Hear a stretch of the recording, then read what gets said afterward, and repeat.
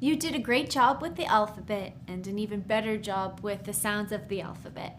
Now it is time to combine them together to create some French sounds. Here we are going to focus on B's, okay? So the B, B sound. So if you see a B and then an A, you would simply blend them together to create one sound. So you would have B, A, B, A, ba. So it would equal ba.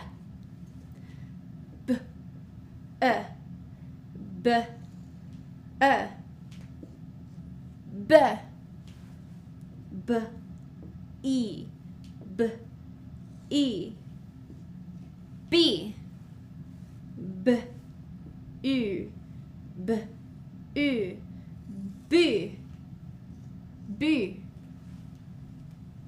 B, O, B, O, bow,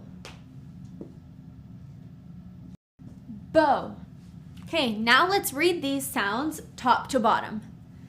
Ba, bear, bee, boo, bow.